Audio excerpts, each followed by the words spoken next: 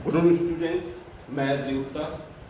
और देखिए, इससे पहले हमने आपकी क्लासेस में क्लाइमेट वाला चैप्टर कंप्लीट किया था। तो आज जो हमारा टॉपिक है वो है भारत की वनस्पति या वेजिटेशन ऑफ इंडिया, है ना। तो भारत की वनस्पति, इसमें हम भारत के बारे में ये जानेंगे कि भारत में कौन कौन सी प्रकार की वनस्पतियाँ पाई जाती हैं, उनका छितराव किस प्रकार से यानी फैलाव किस प्रकार से पाया जाता है, और किस किस व्यक्ति ने हमारे यहाँ की जो वनस्पतियों का अध्ययन किया है और उनका एक उनके उचित प्रकारों में विभाजित किया है। तो देखिए, सबसे पहले वनस्पति होती क्या चीज़ है ना। देखिए, प्राकृतिक वनस्पति मतलब इसको हम इंग्लिश में कहते हैं नेचुरल वेजिटेशन। तो नेचुरल वेजिटेशन का मतलब क्या है यहाँ पर? नेचुरल वेजिटेशन उस वो वनस्पति है जो अपने आप ही स्वतः होती है, उसमें कोई किसी का हस्तक्षेप नहीं होता। प्रकृति में जो भी वनस्पतियाँ अपने आप स्वतः होती हैं उनको हम कहते हैं नेचुरल वेजिटेशन या प्राकृतिक वनस्पति। अब जैसे मान लीजिए कि किसी स्थान पर किसी किसान ने खेत बो रखे हैं, तो हम खेतों को देखकर ये नहीं बोलेंगे कि ये प्राकृतिक वनस्पति है, क्योंकि वो प्राकृतिक नहीं है, वो स्वतः नहीं हुई है, उसे किसान ने उगाया है, तो वो प्राकृतिक वनस्पति के अंतर्गत नहीं आएगी। प्राकृतिक वनस्पति के अंतर्गत वही वनस्पतियाँ आएंगी जो स्वतः होती हैं और प्रकृति उन्हें अपने अनुसार जो पल्लवित करती है। तो इसमें ये इस प्रकार की वनस्पतियाँ आती हैं। देखिए,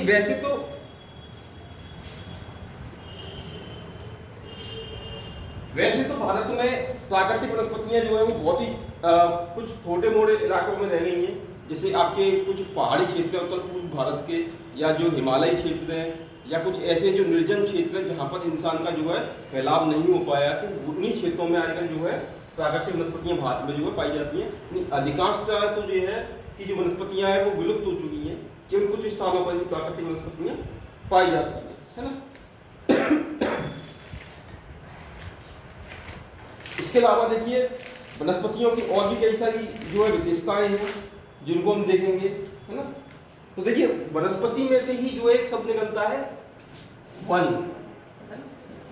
तो वन देखिए, ये एक संकुचित अर्थ है। वन के अंदर कुछ विशेष प्रकार के जो है पेड़ पौधे वगैरह आते हैं। देखिए, ये भी प्राकृतिक वनस्पति में आते हैं। प्राकृतिक वनस्पति एक बृहद शब्द है, वन एक संकुचित रूप है। तो देखिए, वन आते तो प्राकृतिक वनस्पति में बहुत से वन ऐसे होते हैं जो स्वतः ही होते हैं, उनमें कोई किसी प्रकार का सहयोग नहीं होता है। तो ऐसे वन देखिए भारत में कई स्थानों पर होते हैं, जिसमें आपके उष्ण कटिबंधीय सदाबहार वन जो है उसमें वो आते हैं, है ना। तो देखिए, सबसे पहले हम देखेंगे कि जो है वनों का वर्गीकरण। तो देखिए, तो वनों के वर्गीकरण में देखेंगे हम सबसे पहले कि जो भारत में जो वनों का वर्गीकरण है मुख्यतः मोटे तौर पर दो रूपों में किया गया है। पहला तो किया गया है आपका जो देशज है। देशज मतलब जो हमारे देश के ही हैं और कहीं बाहर से उनका आना नहीं हुआ है, इनको हम देशज कहते हैं। तो अधिकांशतः भारत में लगभग 60% जो वनस्पतियाँ हैं वो देशज प्रकार की हैं, देशी हैं, कहीं बाहर से नहीं है। इसके अलावा दूसरी जो कैटेगरी है उसको हम कहते हैं विदेशज। विदेशज यानी कि जो विदेशों से आई हैं, है ना।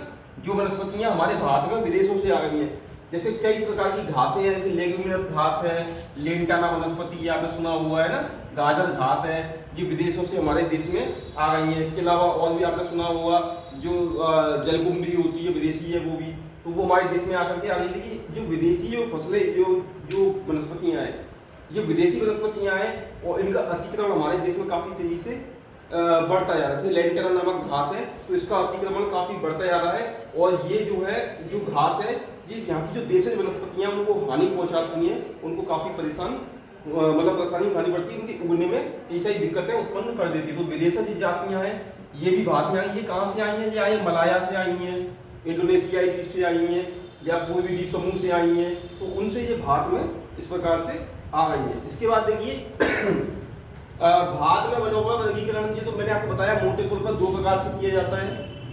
इसके अलावा देखिए, भारत के सबसे पहले जो वनों के वर्गीकरण का प्रयास किया था वो डडले स्टाम्प ने किया था। आपने सोचा होगा, सुना होगा, सॉरी, डडले स्टाम्प थे ना, इन्होंने जो है भारत का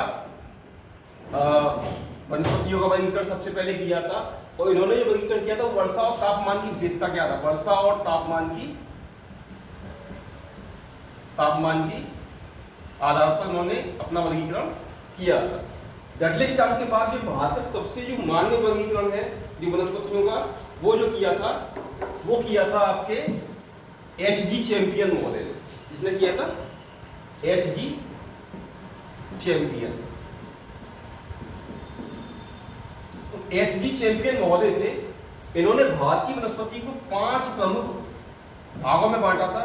इसके अलावा से 13 उपविभाग किए थे, 5 प्रमुख किए थे और 13 उपविभाग किए थे। उन्होंने 1936 में इस विभाजन को दिया था अपना, और यही जो HG चैंपियन का जो वर्गीकरण है, यही भारत में जो है मान्य है और बहुत ही महत्वपूर्ण विशेषता अपनी रखता है। तो इसके आधार पर हम देखते हैं भारत की वनस्पतियों को कितने प्रकारों में या वनों को कितने प्रकारों में बांटा गया है। HG चैंपियन को आप लोग ध्यान रखना, ये 1936 में उन्होंने भारत की जो वनस्पतियां थी उनका वर्गीकरण किया था। तो सबसे पहले हम आते हैं, देखिए, उष्णकटिबंधीय या उष्ण आर्द्र सदाबहारी वन।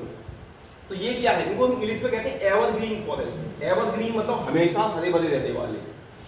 हरे भरे से मतलब ऐसा नहीं है कि हमेशा ही हरे भरे रहते हैं। देखिए, ये हमेशा हरे भरे लगते हैं क्योंकि इनमें जो वन होते हैं वो काफी मिश्रित प्रकार के होते हैं। और ये वन की विशेषता एक है कि ये वन उन इलाकों में पाए जाते हैं जहां 200 सेंटीमीटर से अधिक वर्षा होती है। जहां 200 सेंटीमीटर से अधिक वर्षा होती है, उन इलाकों में ये वन पाए जाते हैं। ये वन हालांकि देखिए बहुत ज्यादा सघन होते हैं, बहुत ज्यादा घने होते हैं, और इनमें जो है प्रवेश करना भी काफी मुश्किल होता है। और इन दोनों की जो ऊंचाई भी है वो भी सबसे ज्यादा होती है। इन वनों की ऊंचाई लगभग 60 मीटर के आसपास तक होती है, 60 मीटर तक। और ऊपर जाकर के बेतान की तरफ फैल जाते हैं, छतरी की तरफ फैल जाते हैं, छाता होता है ना, ऐसे फैल जाते हैं ऊपर जाकर के, और 60 मीटर की ऊंचाई तक पाए जाते हैं, है ना। इन वनों में देखिए सबसे बड़ी विशेषता क्या है कि इन वनों में कई प्रकार की जो है वो छोटी छोटी वनस्पतियां पाई जाती हैं, या जो लियानास पाई जाती हैं, इनको लियानास मतलब लताएं पाई जाती हैं जो इनके नीचे पाई जाती हैं, और काफी घना आवरण पाया जाता है वनस्पति का। इनमें प्रवेश करना भी काफी दुर्लभ होता है, काफी बहुत ही कठिन होता है इनमें। तो देखिए, और ये वन देखिए कहाँ कहाँ पाए जाते हैं भारत में। ये वन पाए जाते हैं आपके पश्चिमी घाट के पश्चिमी ढाल, है ना, पश्चिमी घाट के पश्चिमी ढाल पर पाए जाते हैं मुख्यतः जीवन। इसके अलावा उत्तर पूर्वी भारत में पाए जाते हैं, और कुछ ऊंचे दक्षिण भारत के जो शिखर हैं उन पर पाए जाते हैं। इन वनों में देखिए सबसे बड़ी विशेषता क्या है, मैं आपको बताई, इनकी तो ऊंचाई काफी होती है, ऊपर बेतान के रूप में होते हैं। और ये भारत में कहाँ पाए जाते हैं? पश्चिमी घाट के पश्चिमी ढाल। इसमें कौन कौन से राज्य आते हैं आपके? महाराष्ट्र हो गया, केरल हो गया, है ना, कुछ मात्रा में कर्नाटक भी हो गया। तो वहां पर भी इनके जो है असम, इसके अलावा उत्तर पूर्व में आप देखोगे तो असम है इसका जो पाया जाता है ना। इसमें कौन से वन जो प्रमुख है? इसमें जो है महोगनी सबसे इंपॉर्टेंट है। महोगनी, बेंत और सिनकोना, ये इसमें वृक्ष पाए जाते हैं। ये इसके महत्वपूर्ण वृक्ष हैं जो उष्णकटिबंधीय आर्द्र सदाबहार वन है। देखिए, इनमें जो पतझड़ इनमें भी होता है, ऐसा नहीं पतझड़ इनमें नहीं होता, परंतु जब इनमें इतने प्रकार की विविध वनस्पतियां इतने प्रकार के विविध वन पाए जाते हैं कि जब एक प्रजाति के वृक्ष का पतझड़ होता है तो तब तक दूसरी प्रजाति पर नए उगाते हैं, तो वहाँ लगता ही नहीं है कि वहाँ पर कभी पतझड़ होता है। तो इसी वजह से ये सदा हरे भरे दिखाई देते हैं, और इसी वजह से इनको क्या कहते हैं? एवरग्रीन फॉरेस्ट या उष्णकटिबंधीय आर्द्र सदाबहार वन इनको कहते हैं। इसके बाद देखिए दूसरा जो वन का प्रकार है वो हमारा मानसूनी वन का प्रकार। देखिए, ये वन काफी बड़े भाग पर फैले हुए हैं। पर्णपाती क्यों कहते हैं? पर्णपाती इसलिए कहते हैं इनको क्योंकि ये ग्रीष्म प्रारंभ होने से पूर्व ही अपनी पत्तियों को क्या करते हैं? गिरा देते हैं। और ये वन भारत के उन क्षेत्रों में पाए जाते हैं 50 से 200 सेंटीमीटर वर्षा वाले भागों में, ठीक है, 50 से 200 सेंटीमीटर वर्षा वाले भागों में पाए जाते हैं। और ग्रीष्म प्रारंभ होने से पहले ये अपनी क्या करते हैं? पत्तियां गिरा देती है। इसमें देखिए शीशम है, आपके आम है, नीम है, ये इस प्रकार के पेड़ पौधे इसमें आते हैं। ये काफी बड़े भाग पर फैले हुए हैं और इनका काफी महत्व भी है।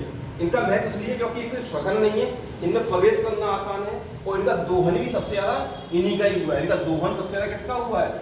इन्हीं का हुआ है। दोहन सबसे ज्यादा इन्हीं वृक्षों का हुआ है। इसका हुआ मानसूनी पर्णपाती वनों का। इसके बाद देखिए तीसरे नंबर पे आते हैं आपके, ये है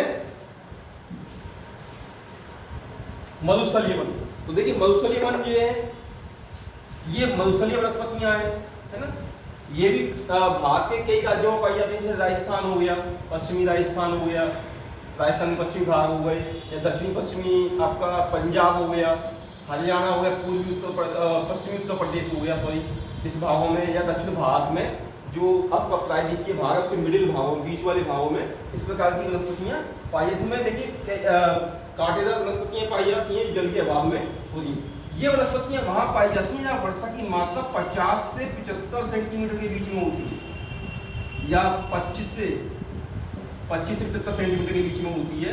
तो वहाँ पर ये ऐसी वनस्पतियाँ उगती हैं। तो इन वहाँ पर क्या होता है कि जल की कमी को मतलब बचाने के लिए ये क्या करते हैं कि जो पत्थरियाँ होती हैं उनका रूपांतरण या मॉडिफिकेशन क्या हो जाता है उसमें कांटों में हो जाता है, कांटों में हो जाता है। तो इस प्रकार देखिए कौन कौन से आते हैं, आपके नागफनी हो गया, खैर हो गया, कत्था हो गया, इसके अलावा आपके बबूल हो गया, है ना, खजूर हो गए। तो इसमें इस प्रकार की वनस्पतियाँ आती हैं। इसके बाद देखिए सबसे महत्वपूर्ण जो वन है हमारा वो है डेल्टाई या ज्वारीय वन।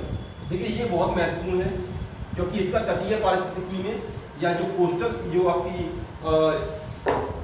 इकोसिस्टम है उसमें काफी इसका महत्व है ना। तो देखिए भारत में कुल 5% जो है ज्वारीय वन पाए जाते हैं। इनको हम ज्वारीय वन भी कहते हैं, इनको हम सुंदरी वृक्ष भी कहते हैं, है ना, और इनको हम गरान वन भी कहते हैं, इनको हम मैंग्रोव वनस्पति भी कहते हैं। तो देखिए एक ही वनस्पति के कितने नाम है यहाँ पर, है ना। ये वो वृक्ष हैं जो नदी डेल्टाई क्षेत्रों में पाए जाते हैं और जहाँ पर समुद्र में नदियाँ मिलती हैं उस डेल्टाई क्षेत्र में, और खारे पानी में ये होते हैं, इनकी विशेषता है ये खारे पानी में होते हैं, है ना। तो क्योंकि ये खारे पानी में उगने के लिए ही बने हैं, सहनशील होते हैं, उस प्रकार से अनुकूलित होते हैं उसमें। तो इस प्रकार के वन देखिए भारत में लगभग 12 राज्यों में फैले हुए हैं। लगभग कितने राज्यों में फैले हुए हैं, 12 राज्यों में फैले हुए हैं।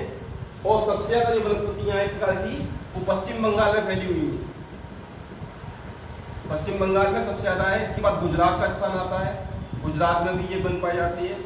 देखिए इन वृक्षों की लकड़ियाँ होती हैं काफ़ी मजबूत होती हैं और इसी वजह से इनका प्रयोग नावों को बनाने के लिए किया जाता है क्योंकि आसानी से गलती नहीं है इसकी लकड़ी, तो काफ़ी मजबूत लकड़ी होती है ना। और देश के जो 12 राज्यों में फैले हुए हैं और तटीय पारिस्थितिक तंत्र को सक्षम बनाए रखने में इसका काफ़ी योगदान है क्योंकि ये जो तटीय ज्वारीय वन होते हैं ये सुनामी के दौरान आने वाली लहरों को रोकते हैं और तूफानों के दौरान भी ये काफ़ी जो है बचाव करते हैं। तो इन वनों का काफ़ी महत्व है। और इसके अलावा देखिए ये वन कहाँ पर पाए जाते हैं, जो जितने तटीय राज्य हैं उनमें पाए जाते हैं। इसके अलावा अंडमान निकोबार में भी वहाँ पर भी ये ज्वारीय वन जो है पाया जाता है। इसके बाद देखिए पर्वतीय वन। तो देखिए पर्वतीय वन जो है वो महत्वपूर्ण है क्योंकि ये ज़्यादातर पर्वतों पर पाए जाते हैं जिसमें हिमालय क्षेत्र प्रमुख आ जाता है, तो वहाँ पर ये पाए जाते हैं। देखिए पर्वतीय वन में कई प्रकार के स्तर होते हैं, जैसे 1000 से 2000 मीटर की ऊंचाई पर क्या है वनस्पति चेंज हो जाएगी, 2000 से आपका 5000 मीटर पर वनस्पति, 5000 मीटर से ऊपर जाओगे तो आप वहाँ पर वनस्पति चेंज हो जाएगी। वहाँ पर अल्पाइन प्रकार की वनस्पति मिलेगी जिसमें मॉस और काई जैसी जो है आपको वनस्पतियाँ वहाँ पर दिखाई देंगी, है ना। तो देखिए इसके अलावा 1000 से 2000 मीटर वाले भागों में आप देखिए हिमालय का जो पहाड़ी क्षेत्र है वहाँ पर भी कुछ वन पाए जाते हैं। इनमें जिनमें ओक, पाइन और सागवान इसमें प्रमुख है। देखिए ये जो 1000 से 2000 मीटर की ऊंचाई तक जाएगी और 2000 से आप 5000 मीटर की ऊंचाई तक जाओगे तो यहाँ पर थोड़ा वनों का जो है वो जो थोड़ा बदल जाता है ना। इस प्रकार जो ये इसमें थोड़ा जो है चेंज हो जाती है। इसके बाद देखिए आप 5000 से ऊपर जाएंगे तो आपको मॉस या काई प्रकार की वनस्पतियाँ ही मिलती हैं, इसके ऊपर वन नहीं मिलते, तो वो वहाँ पर फिर हिमरेखा आ जाती है। तो इस प्रकार से देखा हमने भारत के वनों को हमने मुख्य रूप से 5 वर्गों में डिवाइड किया है, जिसको आपने देख लिया। HG चैंपियन का वर्गीकरण है ये। इसके बाद देखिए भारत की वन नीति। तो देखिए भारत की वन नीति आपको बता दूं मैं, भारत उन देशों में शामिल है जहाँ 1894 से ही वन नीति लागू हुई। भारत की सबसे पहली जो वन नीति आई थी वो 1894 में आई थी, अब बताओ। उसके बाद 1952 में आई थी, उसके बाद 1988 में आई थी, है ना। तो ये इसी को ही संशोधित किया गया था 1952 में, 1988 में इन्हीं जो नीतियाँ थी उन्हीं को संशोधित किया था। इस 1952 नीति संशोधन ये किया गया था कि जो अब पहाड़ी क्षेत्र है या मैदानी क्षेत्र देश के लगभग 33% भाग पर जो है वनों का विस्तार होना चाहिए। 33% भाग पर क्या होना चाहिए, वनों का विस्तार होना चाहिए, जिसमें पहाड़ी भाग के 60% भाग पर, है ना, और मैदानी भाग के लगभग 20% भाग पर वनस्पति का विस्तार होना चाहिए, ये बताया था। इसके अलावा क्या है, पारिस्थितिक रूप से जो है वनों का संरक्षण करना, वानिकी को बढ़ावा देना या वनों को जो है पर्यावरण में महत्व प्रदान करना, ये इस नीति के कुछ प्रमुख बिंदु हैं जो इसके बारे में बताए गए थे। मैं हालांकि आपको PDF में इसको दे दूंगा। तो ये आपका जो वनस्पति वाला टॉपिक है ये आज खत्म होता है। कल नया टॉपिक हम देखेंगे।